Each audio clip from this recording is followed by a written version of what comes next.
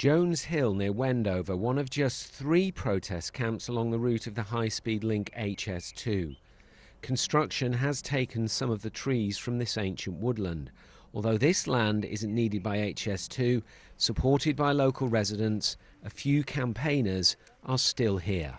Do you think you're going to stop it still? Yes, yeah. It's as I've always said, HS2 is such a shambolic mess. It is going to crash itself. It's going to die itself. We just want to do it a bit faster.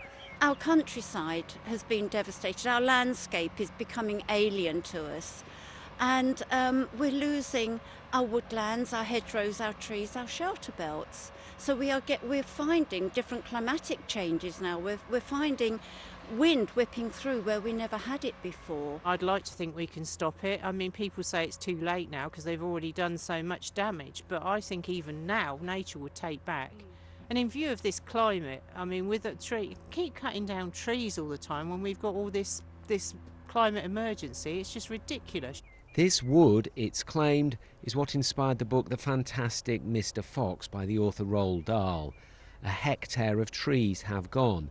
HS2 says that has been replaced with 4 times the amount. HS2 says this railway will reduce the number of cars and lorries on the roads and reduce the number of flights, and it will provide in the future a cleaner, greener way of travelling.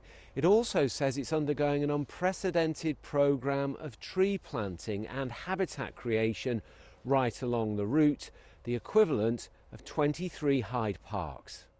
We call it the graveyard. Every single tree in there, I'm like, they're all dead. There are some of the trees in there with twigs that were moved, they were alive when they were moved from there and they were planted here to carry on living. They're dead, every single one.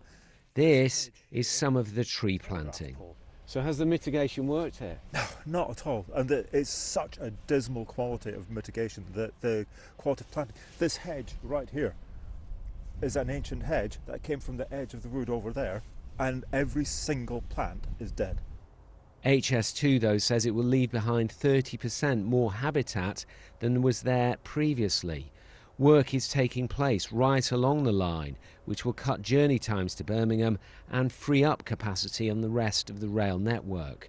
These are huge viaducts being created in the Colne Valley in northwest London.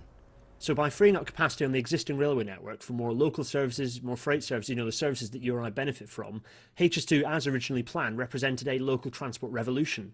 Now, given that, transport is the UK's largest source of greenhouse gas emissions, and that we need rail capacity to in fact double pretty much by the middle of this century to achieve even the government's kind of fairly unambitious net zero targets, HS2 is a critical component in achieving that carbon reduction.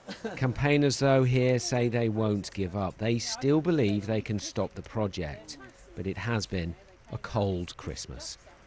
Tom Edwards, BBC London.